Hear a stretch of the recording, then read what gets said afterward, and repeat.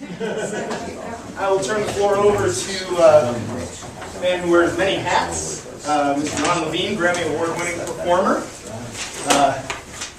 Okay. Wrong glasses. There we go.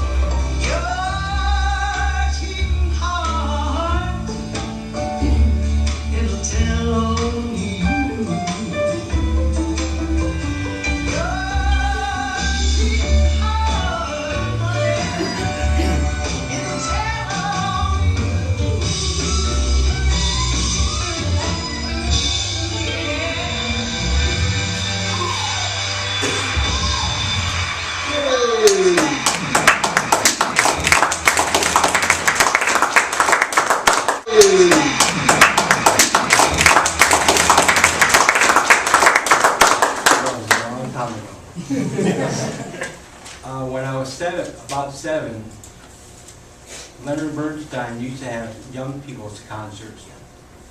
I think my memory, when I was 7, had young people's concerts with the New York Philharmonic every Sunday morning. And I listened to the violins when I was 7 years old, and I loved them. I wanted to play the violin, but I never told my parents, which would be pretty important. So, fast forward to when I was in 4th grade, John Oberburner, the flute player from the Syracuse Symphony, came to each one of our classrooms played the flute and the piccolo. Beautiful. Told us we could come to the cafeteria on Thursday morning at 1 o'clock and sign up for lessons and rent an instrument. Instrument rental, I think, was $10 for the year, and the group lessons were free. He said, don't come before 1 o'clock because we're not giving out instruments before 1, so just don't come before 1. So I thought, I'm not taking any chances. I'm going to come about 10 to 1. So I get down there, I'm walking into the cafeteria, people are walking out with instruments all over the place. I'm thinking, what's going on here? They said they're not going to give out instruments until 1 o'clock. So I get to the desk and I said, do you have any flutes? We were out of those half an hour ago. Okay. How about a trumpet? Clarinet. Takes me into this back room, dusts off the case, opens it up. We just got one instrument left. It's a violin. My father was ecstatic. In 4th grade, it's not cool to play the violin. Trust me. So I started violin lessons. Started group lessons, then went to private lessons. A few years later, I told my mother I wanted to be a folk singer. So the next day she came home with a half-size Stella guitar, which I still had, and a book on how to play the guitar. So I taught myself how to play the guitar. Then from there, played electric guitar, and like a lot of kids, formed bands. Of course, we had junior high school, now it's middle school. But my cousin bought a used set of drums, and it said the Chevelles on the bass drum. So that became the name of our band. My friend Rob joined another band, and they needed a bass player. So he said, can you do that? I thought, well, it's the same 4 strings as the low strings on the guitar, just, I'm sure I'll do it.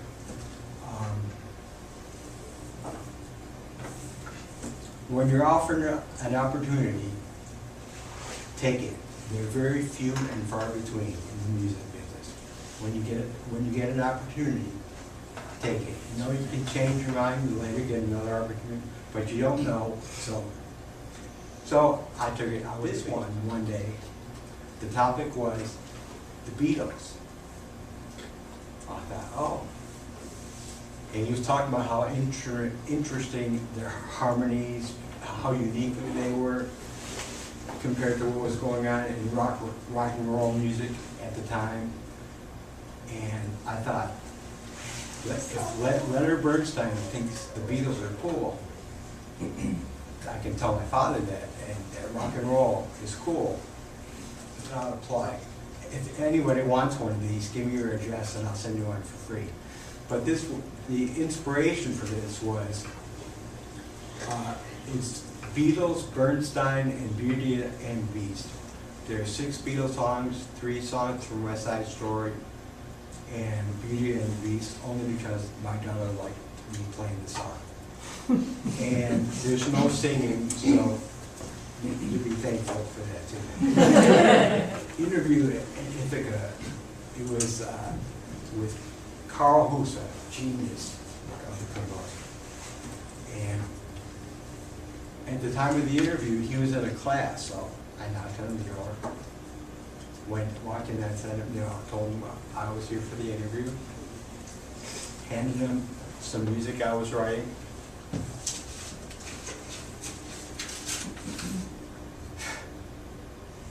We're doing serious music here.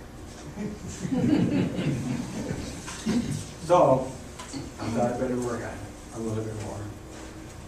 Syracuse apparently saw something in me, so I got to although when they accepted me, I had to go spend another year there, go to school that summer, study composition with Dr. Earl George. And just by luck, I wasn't going to be a performance major, but I decided, well, let me try that too, since I'm here. And the professor was Louis Crasher, and I don't know if you know the name. You could Google it, find out. He is the reason there's an Alban Berg violin concerto. He did the world premiere of that concerto and the Schoenberg concerto. But I was at the right place at the right time. So I've got a million Louis Crasher, we call it Louis endearing. During school, I had a duo with Rob, the same person from years ago. We played 5 nights a week. Our main gig was in a place called the Bargain Country House. We started in the basement, and you could see, there was an opening, and there was, someone mentioned chicken wire. There was chicken wire, not because people were throwing things, but if people, you know, knocked their beer bottle over or whatever, we'd be protected. But we graduated to the top floor and made more money, bigger crowds. We did that all through school. That paid for my school, but you know, playing every night and going to school during the day. And in order to Dr. George was a wonderful composer. Wasn't really a great advisor. I found out, I don't remember how or when, but in order to graduate, I had to do a performance recital from the violin repertoire. I think I did Paul Company, Beethoven Sonata, Franck, Martin Madrigals, and a composition recital of my own music for 1 hour, whether I played it or not. But I don't even know if Dr. George told me that I had to do that to graduate. But I found out, and somehow, thinking about it now, I can't imagine how I put that together and worked at night, but I did. But I couldn't wait for the time where I would just have, all I had to do was play at night, not go to school. So when we graduated, we decided, like everyone in New York wanted to do, go to California. So we got packed up the van, went to California. We stopped in Aspen. We wanted to do an audition for one of the clubs there. The manager told us to come and play Thursday night for free, and that would be the audition. But since we were acoustic, while he was eating lunch, we just brought up our instruments, played a few songs. He said, "Oh, okay, then you can come play for me. You can have the gig on weekends." And we also played at a place called Jake's Abbey there. Then we went to California. We had no money. We started out with no money, so we had less money. Actually, when we were in Aspen, when we first got there, we stayed at a place called Rick's Racks. And I think we stayed in a room with, I think there might have been 12 bunk beds. Very inexpensive, but like I said, we had no money. Got to California, and in the paper for a talent contest. I think it was called the Palomino Club in North Hollywood. So we won $50. It was like winning the lottery. But then we ended up working in San Diego, and we played, the place we played in San Diego had restaurants all throughout California. They moved us to mountains in California. And then after several months, I got tired of it, went back to New York. I don't know how I got in this band, but it was a 6-piece band called the Mossback Mule Band. Actually, there's some videos on YouTube since I learned how to do that. It was a good band. We made lots of money, but our overhead was we spent it on sound equipment, the trucks. So we never. One thing I'll say about Louis Craftsman, he always surprised me. I remember walking out of a concert in Coe College, and I bumped into him.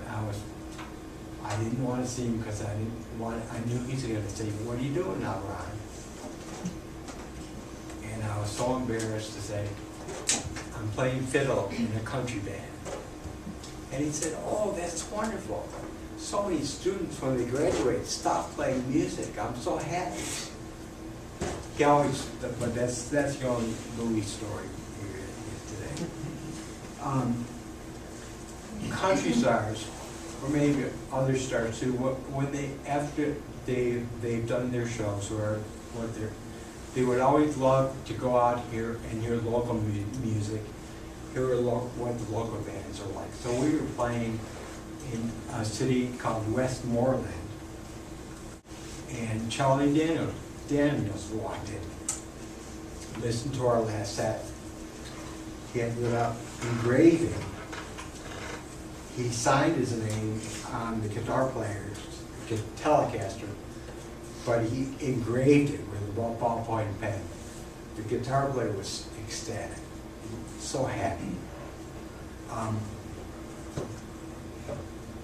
We were playing in Rome, New York, while a little bit later, excuse me. We talk a lot. Mouth is dry. We were playing in Rome, New York. Mickey Gilley was playing at the Boonville Fair. After the fair, he and his band came to hear our band, the Mossback Mule Band, where we were playing. And my philosophy was always, if you hear something on the radio, why would they want to come hear us play exactly the way they played it? They could just play the record. Although most of the bands tried their hardest to sound like the radio, like the record. My philosophy was just the opposite. If we want to do a song, we need to create our own version of it. And that is the one thing that Gilley liked the best about it. So, because of that, he decided to bring us here. Gilley's club was, before it mysteriously burnt down,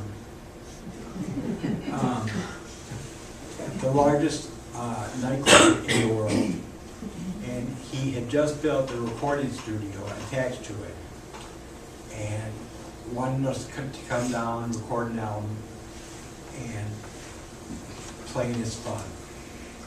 I remember seeing on the Ed Sullivan Show, the same place where the Beatles were, there was a Russian dance troupe where floor-length gowns, and it looked like they were on roller skates. They were so fluid, walking around. When we walked into Gilley's, huge dance floor, the way the Texans were doing the two-step, and we went with the Johnny Lee and Mickey Gilley's bass player. The first time we went in with that, we found out in New York, if you're wearing a hat, when you go inside, you can take your hat off.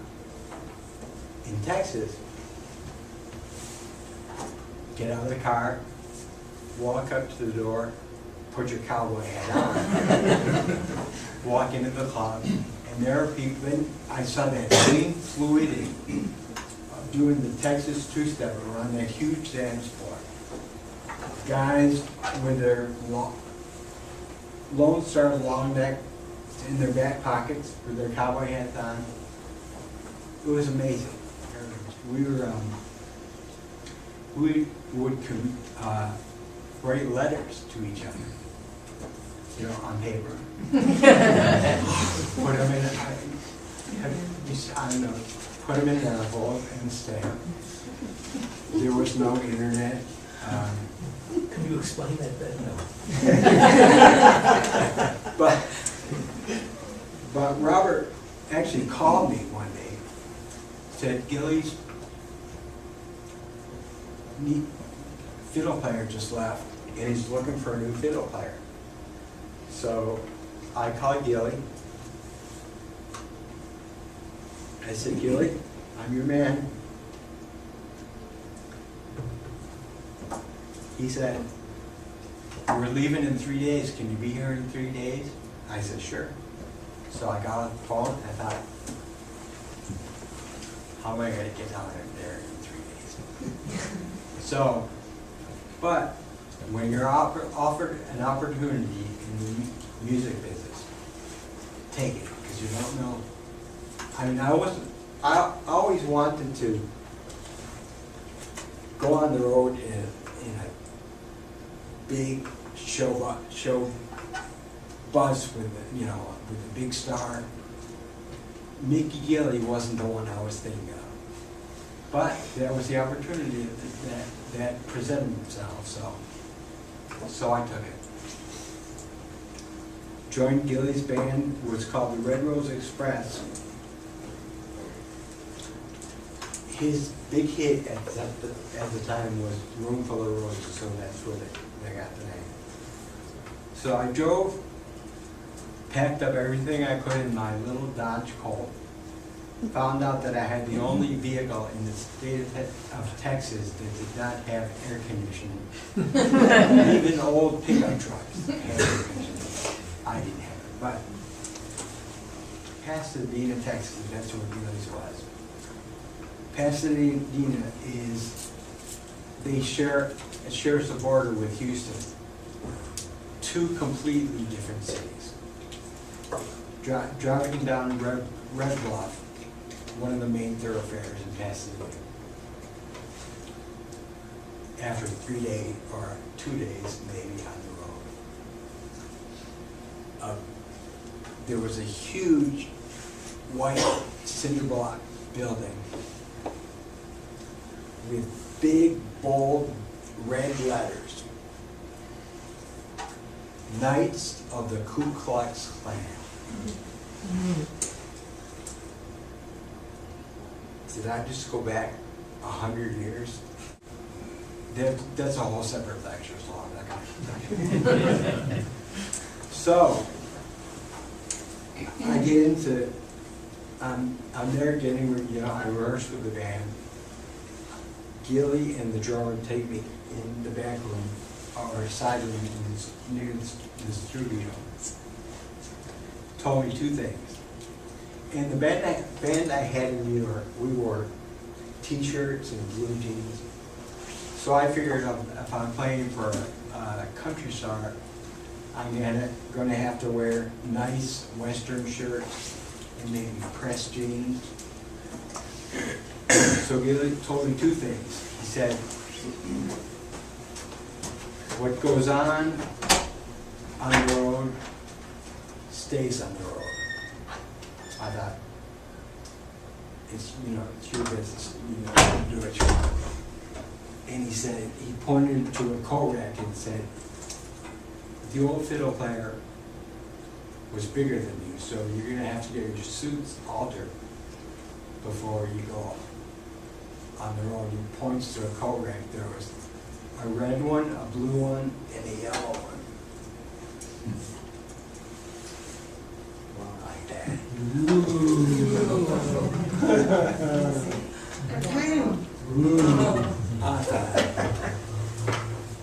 Okay. I would put on the suit about 1 minute before the show, and the second the show was over, I'd didn't like this. But, so, for the first 6 months, I played in every honky-tonk in the southeastern part of the country. Then, someone wrote a magazine article that Irving Azoff, who was a film producer, read. It was called Urban Cowboy. And it was about Gillies. And that's when they decided to make the movie. So I was in the right place at the right time.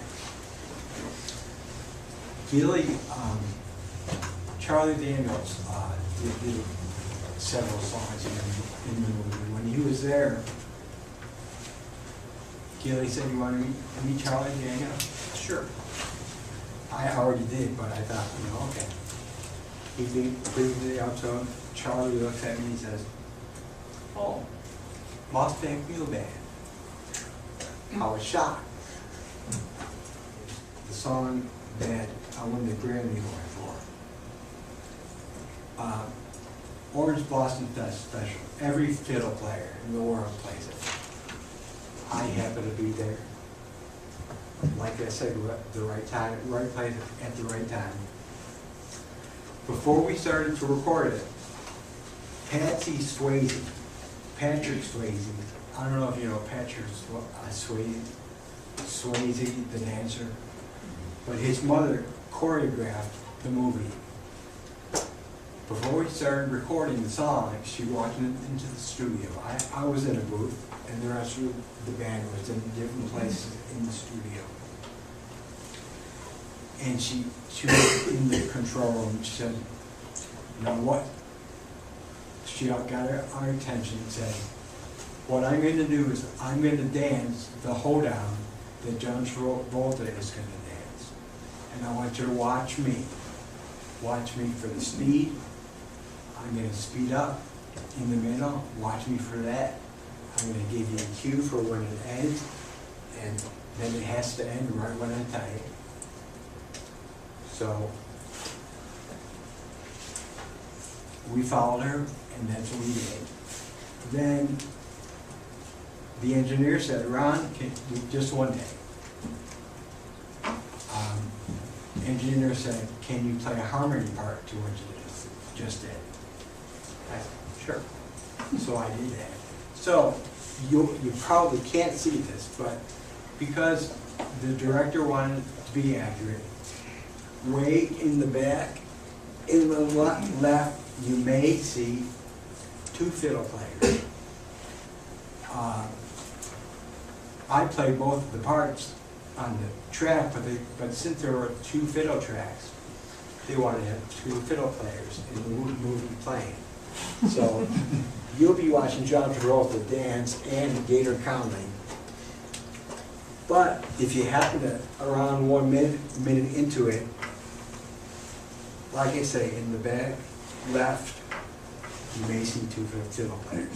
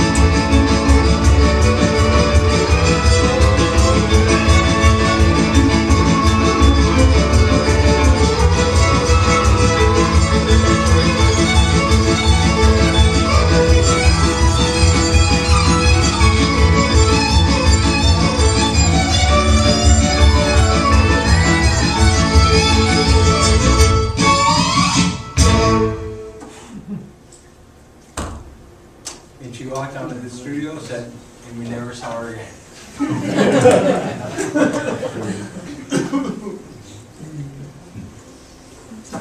One thing that I learned in the movie, I've never been in a movie before.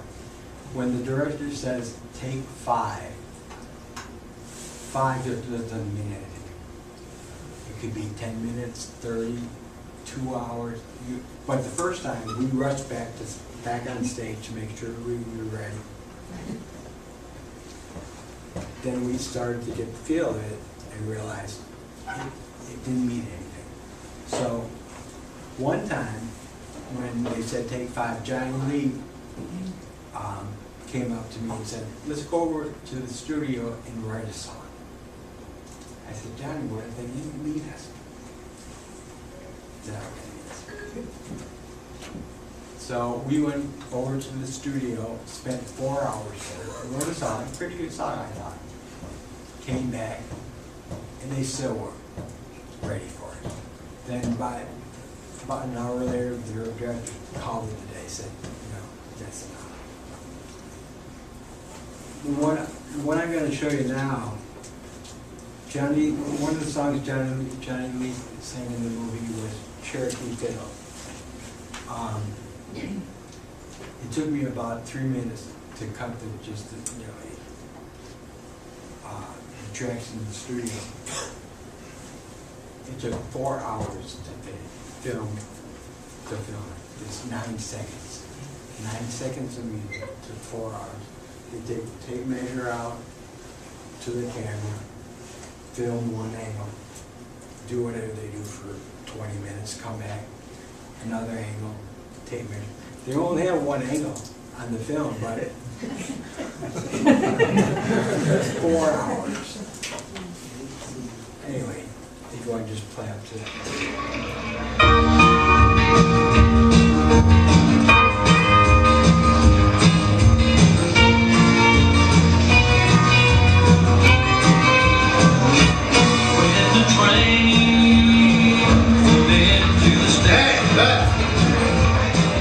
Ça va comme tu veux? Ouais. Je peux faire quelque chose pour toi? Non, c'est là. T'es un vrai cow-boy. Tout dépend de ce que tu entends par vrai cow-boy. Je t'ai vu ici hier soir, t'avais une barbe. En effet. C'était chouette, t'aurais dû la garder. Qu'est-ce qui t'a sonné? Personne.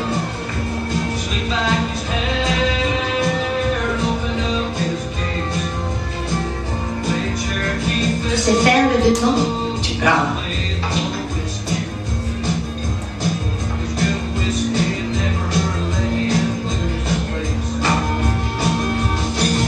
Alors prouve-le.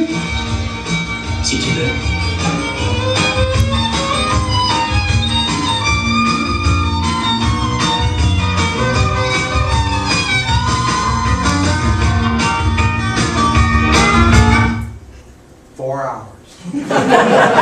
I forgot to say, I don't know what language that was over. That's the only copy I can find. Linda Ron said was supposed to be in the movie because, I don't know, schedules or whatever. She couldn't do it. So they got Bonnie Raitt to take the place. I was so excited to hear Bonnie Raitt was going to come. She cut her tracks in LA. And she came. We pretended we were, her band. These Texans never heard of her. I was telling them what a great blues guitar player and singer she is. They didn't believe me. So the first time they said take 5 when Bonnie Raitt was up on stage. Got her slide out, put on her finger, started playing and singing. The rest of the band was gone.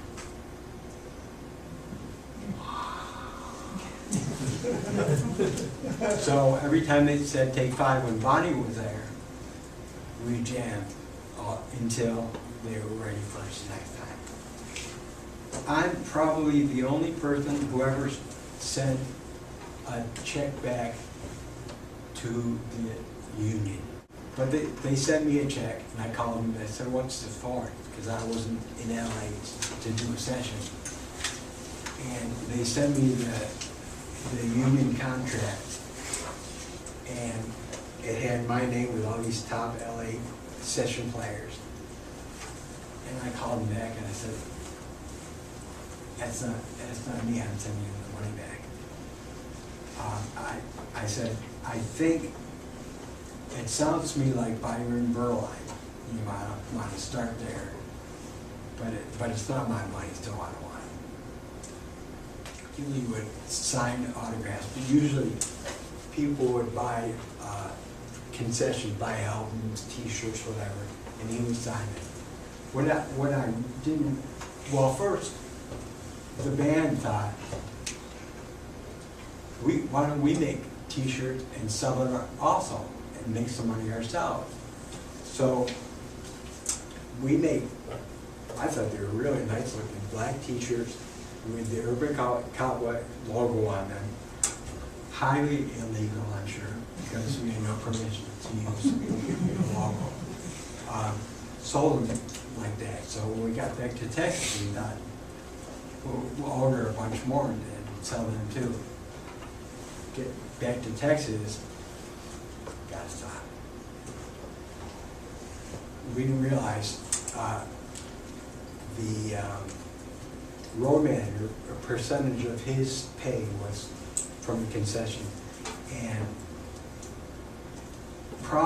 they might have made more money on the concessions than they did on the show. I think nowadays, because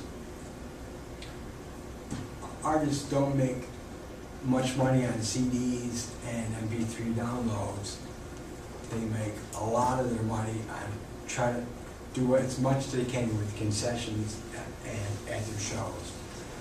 So at the next time we went out, they were selling shirts that looked very much like the ones we designed, except it had the R in the circle because they got permission from Paramount, and the Gillies logo also on the shirt, but we were out of business. Working for a country artist, every night they want you to sound like the record, their record. Every night you play, it's stifling musically, because you just play the simple parts every single night. So after 2 years, I moved to Boulder, Colorado. Started a band with my brother. We had 2 fiddles, no lead guitar. I felt like I was unchained. I felt so free. But since there was no lead guitar, I had to figure out anything I could do electronically with effects or improvisation, whatever, to make violin the lead instrument and make it interesting. And so, still kept my philosophy of if someone already did it this way, why would we want to do it this way? So, we played in ski resorts, and we played all the way in the Rockies, all the way from Boulder up to Edmonton, Alberta. And at that time in Edmonton, any place you went, any club you went into, someone would say to you, Wayne Gretzky is going to be here today. Never saw him. While we're setting up to rehearse one day, my brother says, "You've been nominated for a Grammy." Yeah, I said, sure. He said, "No, look in the paper right here." So I called there and I said, "I'm not in your band anymore. Am I still eligible for this Grammy?" He said, "We don't care who's in the band. We care did you play on the record. That's what the Grammy's for." Well, I said, yeah, they did the research, and they sent me 2 tickets to the show. It was the last time they had it at Radio City Music Hall in New York City. If I were king of the Grammys, I'd still be here. But Staples Center, you can sell a lot more tickets. Tickets are not cheap. So, but I remember, and I didn't really consider whether we had a shot in winning or not. Of course, that year everybody knew Coe College, so. All I remember was when they announced the winner, I wasn't sure if they said our name. All I remember was I was sitting in a seat, and the next thing I knew, I was up on stage. Don't know how I got there. The presenters were Jerry Mulligan and Helen O'Connell. One thing I found out, they don't know who the winners are until they open the envelope. So on the Grammy they hand you, it's just a plain plastic base because they don't know. So as you're walking off stage, they ask for it back.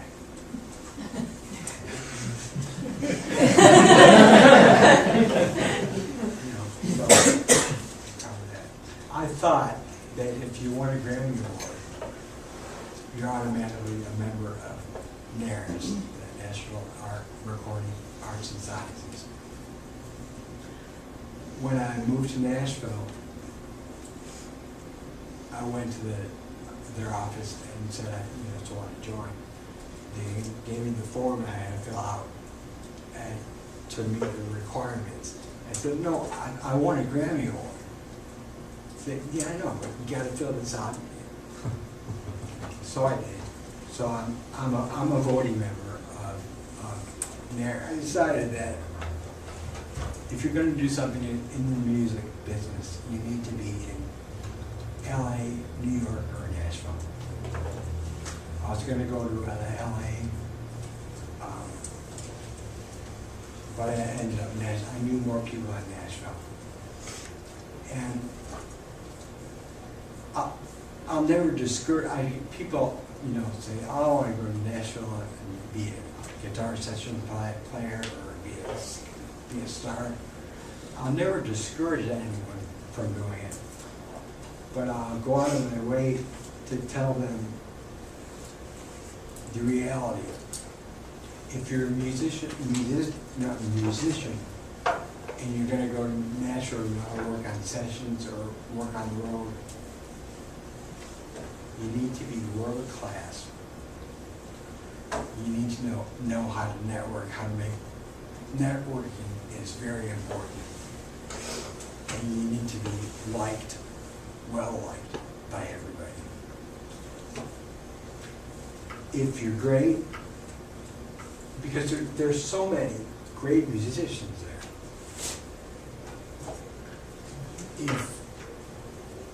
If you're not well liked by producers, well, or you don't get along with the other players, well, I just, there's enough to pick from. But what happens is every day, let's say someone in Davenport, Iowa, the best guitar player, as everyone in Davenport thinks, you're so good, you should go to Nashville. Every day, the best guitar player from wherever comes to Nashville. But one of them are going to end up being world class and making it there. So I don't discourage people, but I want them to know what it's like. The networking, it takes a long time to get to know people, little by little. Who's that guy? Oh, fiddle player? Okay. He used to play with Gilly. So you finally get to be on a session so someone gets to hear you. Little by little, you can get the networking process going. If you're starting, someone says, you want to do a session, I'll give you $50 to play it. Okay, you'll do it. And people will hear you, someone, oh, that guy's good. Next time we get one of these master sessions, or hire him, you know. So little by little, I was actually, I was first called for this gospel producer, Eddie Crook. I was doing a session in one of the better studios. I looked in the control room and I could see some of the union people walking in there. I thought, this can't be good. Session ended, it was no big deal. I don't know why, but the players are the ones who come up with the music ideas for the records. When a producer calls you for a session, producers will tell you not what to play. They'll expect you to come up with the ideas. They'll tell you where to play. I want to start with this for the fiddle, maybe guitar here, steel there. They won't tell you what to play. They expect you to come up with the ideas. And what's also, and then they'd have a demo you'd listen to, or a guitar player singing and playing. You'd sit there writing out your chord charts. Right, oh, they have fiddle here, guitar here, and then you do the session. But they never tell you what to play. But you have to know also where not to play. Very important. For live performance also. You never, ever want to get in the way of the artist, of the singer. On stage, in a recording session, don't ever want to get in the way of the star. I was doing a session when I moved back to Nashville. Gilly would still call me for a session. He called me one time and told me, I want you to do this session for me. Told me how he wants me to play something. When I worked for him, he'd tell me how he wanted me to play something. I never understood what he was talking about. But he must have liked what I played. So he told me what, you know, like he did when you played for me in Texas. I don't know what he's talking about. So they already cut the tracks. I went in to do the fiddle tracks. I was doing, you know, playing for it. John Boylan, after a while, stops me and said, Ron, quit trying to sound like Johnny Gimbel. I want you to sound like Ron Levine. I thought, I could do that. One take, really done. That was it. I was doing a session, I think this must have been for the Urban Cowboy movie. I was there, I was warming up, tuning up, rosin the bone. While I started doing that, James Burton walked into one of the rooms, got his guitar out, listened to the song once. They played it back. He played his guitars. It was subtle and it was perfect. Packed up his guitar and he was done. I wasn't even done long.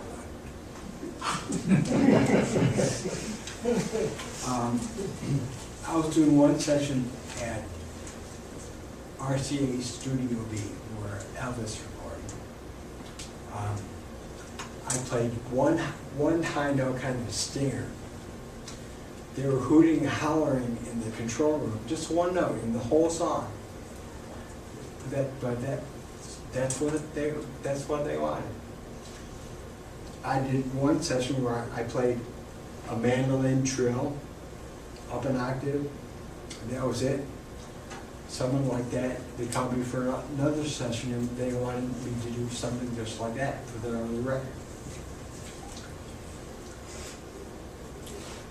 It's not how many notes you play. It's playing the right notes in the right place, and knowing where not to play.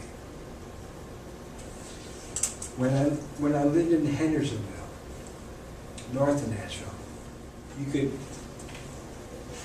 walk in the parking lot.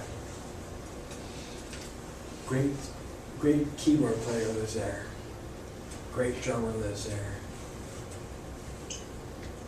Great fiddle player lives there. Great steel player lives there. But kind of hard to work with, so you know. So, but people think that's important. If you don't get along with them, people don't want to work with them. Producers, other players. So I get a knock on my door. Dottie West, guitar player,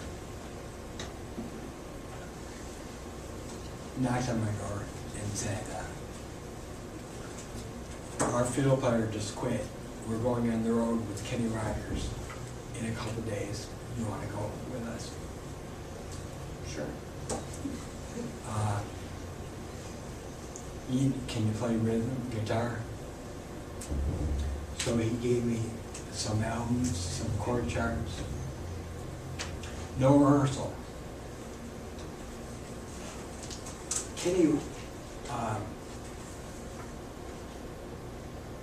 Kenny Rogers' setup was he carries his own stage with him, or then did. Big round stage, about 70 feet off the ground. We played under the stage. You couldn't see us. I loved it.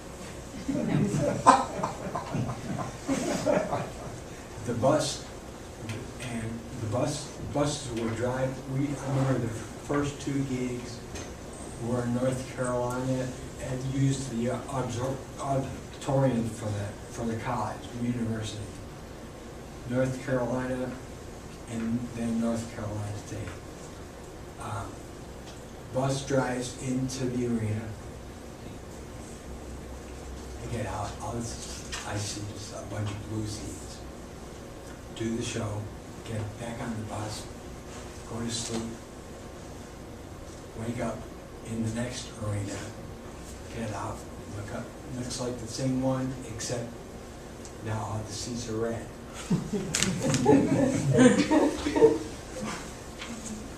So after the gig, after Donnie asked me if I wanted to work for, be the regular fiddle player, and I turned it down because I was working. I had a job with a guy, Kent Lavoie. He went by the name Lobo. If you ever heard of the song "Me and You and a Dog Named Boo," that was his big hit. But we used to play in clubs, the two of us, with the house bands. I really wanted it. Then he decided he had enough in Nashville and wanted to move back to Florida and play golf. Get another knock on my door.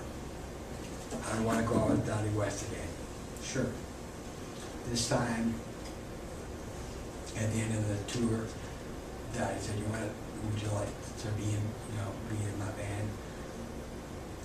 When you're offered an opportunity in this business, take it, because you don't know when another one is going to come your way. So I did. I worked with her for 3 years. She was so different from any country artist I had ever worked for. She encouraged improvisation.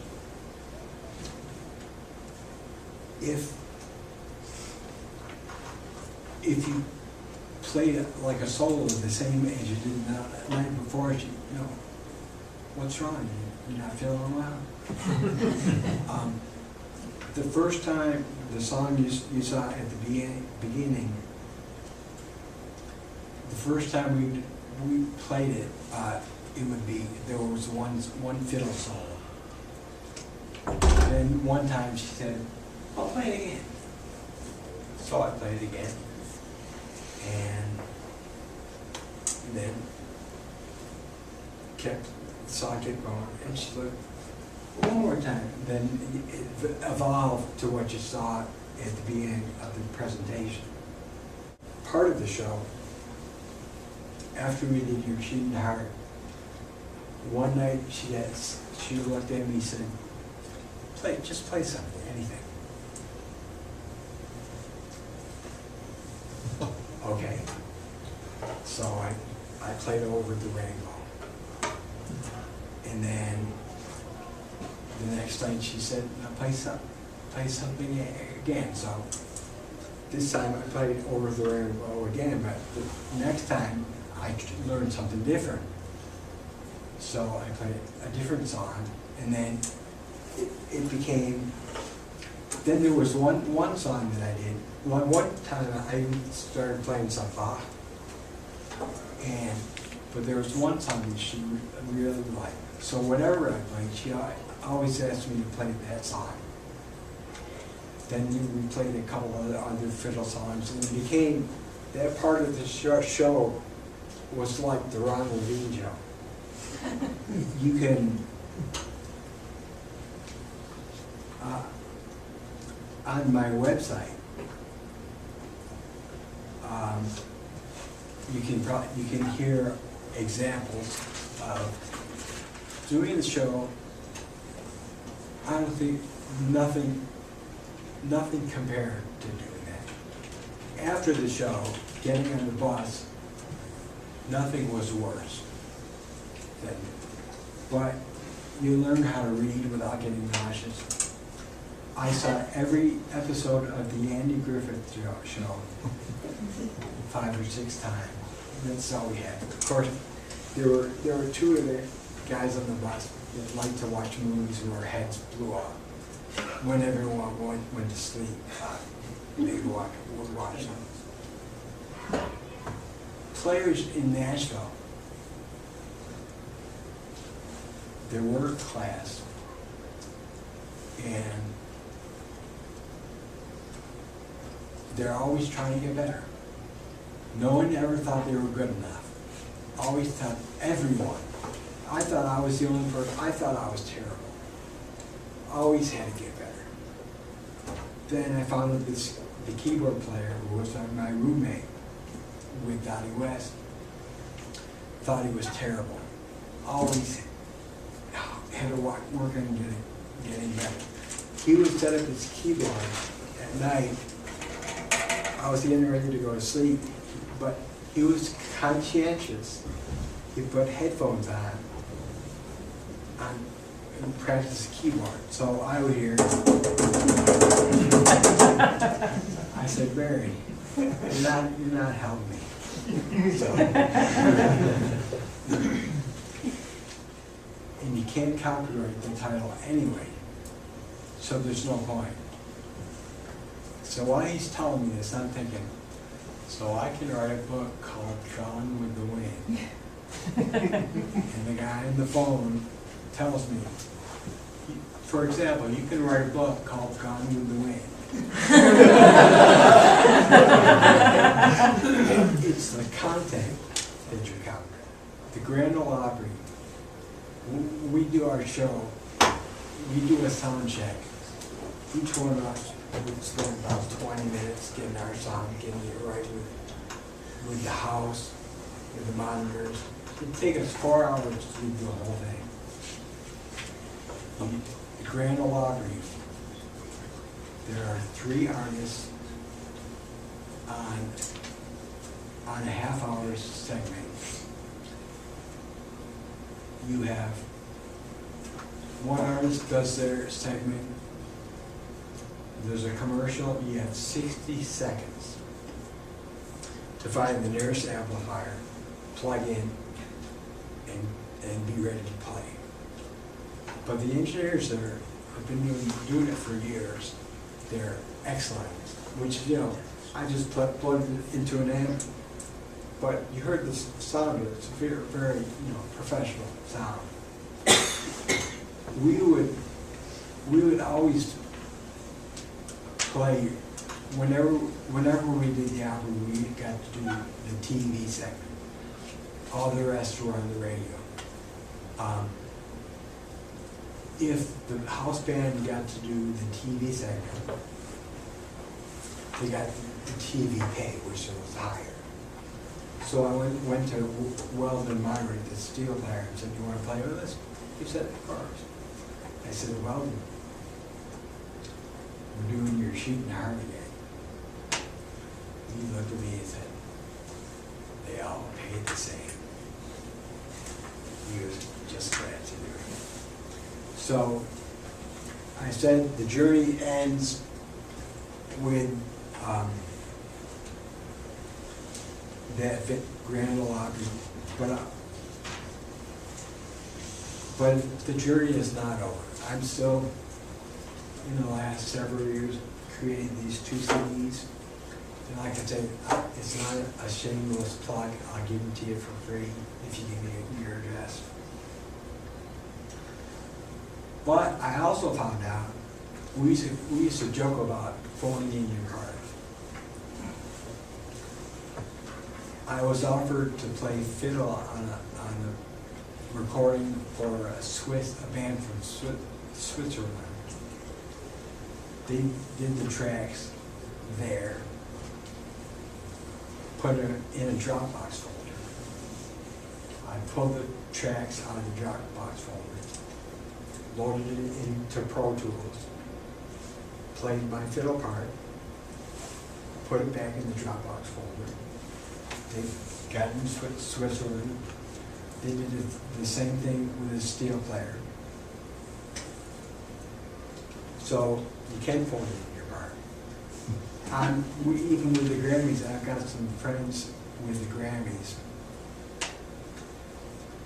who are offering me to play fiddle on some things, that they would do the same thing, put it in Dropbox, and do them in Pro Tools in Iowa. Put them back in Dropbox, to put them in Philadelphia where they are for the session. So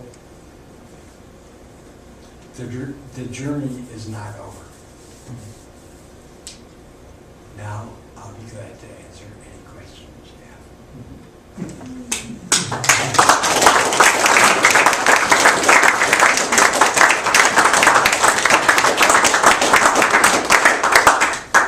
Thank you.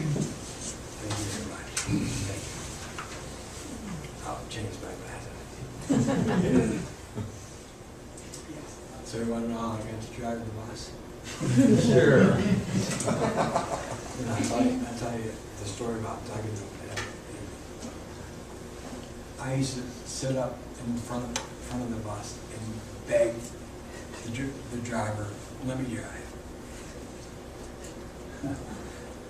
Because I wanted something to do, because I was going crazy. One night, everyone was asleep. He turns to me and said, "Ron, either I gotta pull over, I can't keep my eyes open, or you have to drive."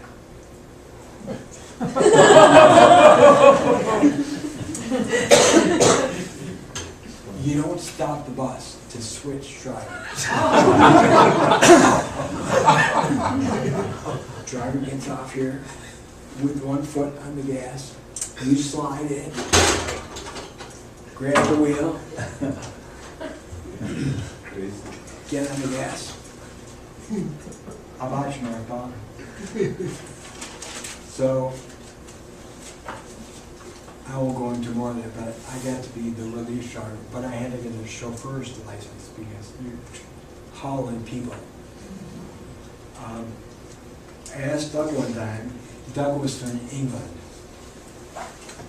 We were stopping during the World Series. I said, "Doug, you gonna watch the World Series?" He said, "Is England playing?"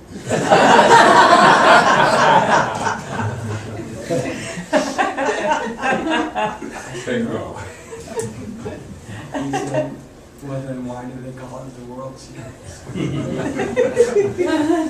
Any more questions?